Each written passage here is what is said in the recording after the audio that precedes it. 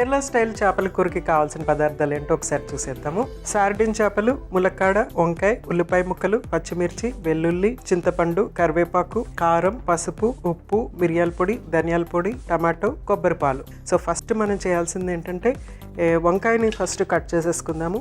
అన్నీ ఇక్కడ కట్ అయి ఉన్నాయి కాబట్టి వంకాయ ఒక్కటి మాత్రం మనం ఇప్పుడు ఇక్కడ కట్ చేసుకుందాము.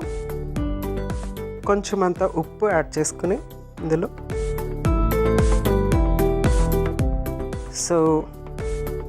కొంచెం అంత ఉప్పు యాడ్ చేసేసి వాటర్లో ఫస్ట్ మనం ఏంటంటే వంకాయ కట్ చేసేసుకుందాము.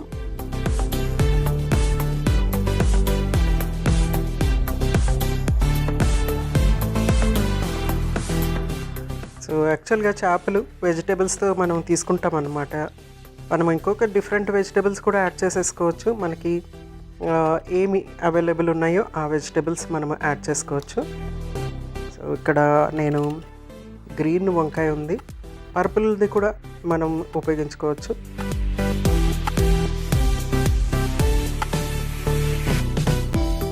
రైట్. సో ఫస్ట్ మనము వంకాయ కట్ చేసుకున్నాం, దీన్ని పక్కన పెట్టేసుకుని నెక్స్ట్ ఏంటంటే స్టవ్ వెలిగించుకుని ప్యాన్ పెట్టేసుకుందాము.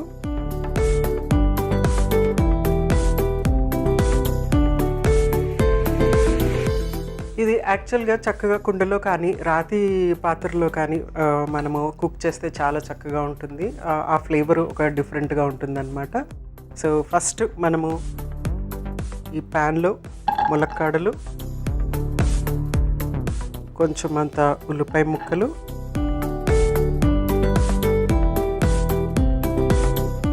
తర్వాత ఆల్రెడీ కట్ చేసి పెట్టుకున్నటువంటి వంకాయ, నెక్స్ట్ టమాటో కూడా ఇందులో కట్ చేసేస్తున్నాను.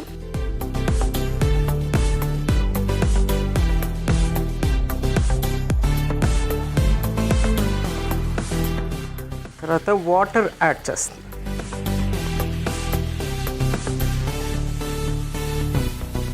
వాటర్ యాడ్ చేసి కొంచెం అంత ఉప్పు, మొత్తానికి సరిపోయేంత ఉప్పు వేసేస్తున్నాను ఇప్పుడే. తర్వాత పసుపు,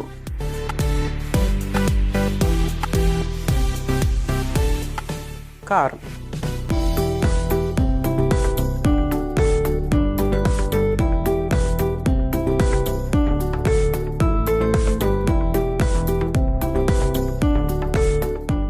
సో ఇది చక్కగా బాయిలింగ్కి పెట్టేయటమే అనమాట. ఫస్ట్ ఈ వెజిటేబుల్స్ చక్కగా కుక్ అయిన తర్వాత మిగిలిన చేపలు అవన్నీ కూడా మనము యాడ్ చేసుకుందాం.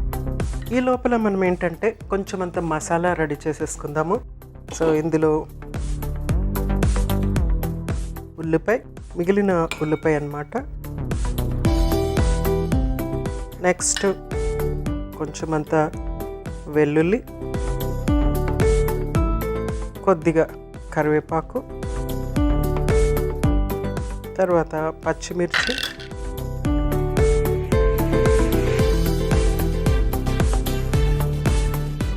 తర్వాత మిరియాల పొడి, ధనియాల పొడి, కొంచెం అంత పసుపు, అలాగే కొద్దిగా కారం.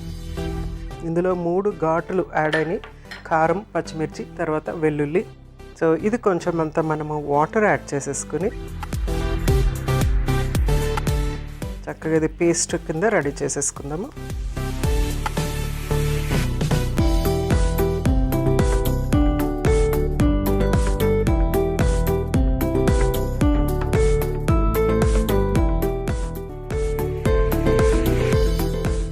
సో మసాలా చక్కగా రెడీ అయిపోయింది. మనం దీన్ని ఆల్రెడీ కుక్ అవుతున్న వెజిటేబుల్స్లో యాడ్ చేసేద్దాము.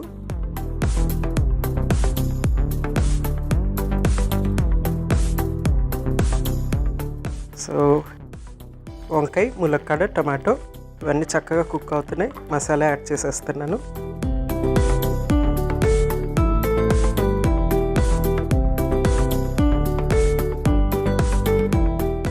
నెక్స్ట్ కొబ్బరి పాలు,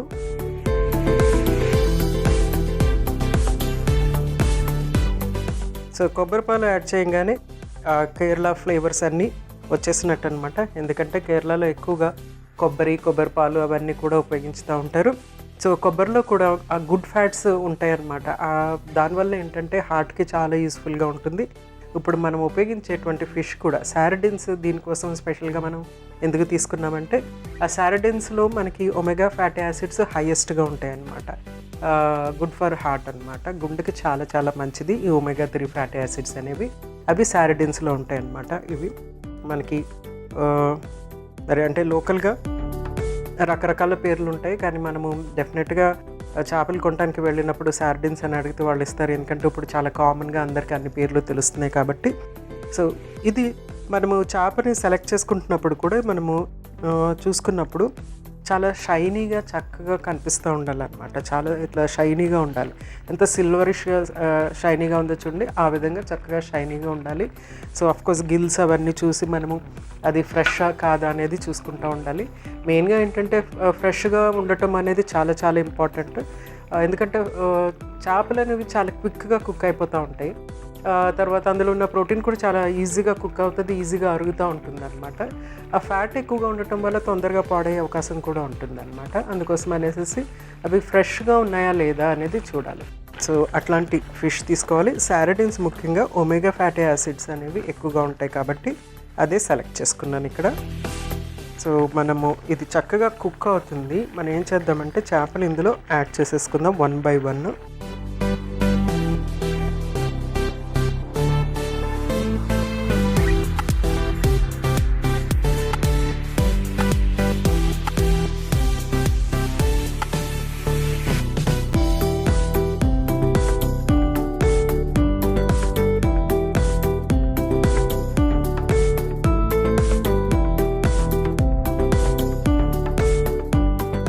ఇందులో మనము కరివేపాకు చాలా ఎక్కువగా వేస్తే బాగుంటుంది అనమాట. ఎందుకంటే మంచి ఫ్లేవర్ వస్తుంది. ఆల్రెడీ మనం కరివేపాకు కూడా కొంచెం మసాలా దినుసులో వేసి గ్రైండ్ చేసాము, ప్లస్ ఇంకొంచెము కరివేపాకు అనేది ఇందులో యాడ్ చేసామన్నమాట. సో ఒక్కసారి చూద్దాము.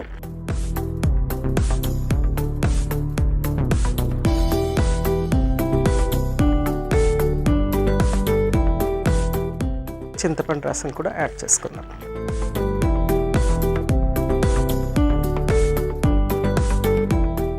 జస్ట్ చేపలకి దెబ్బ తగలకుండా, ఆల్రెడీ మనం చేపల్ని కుక్ చేస్తున్నాము కానీ సో ముక్కలు విడిపోకుండా ఉండాలంటే మనం దాన్ని ఎక్కువ ముట్టుకోకూడదు.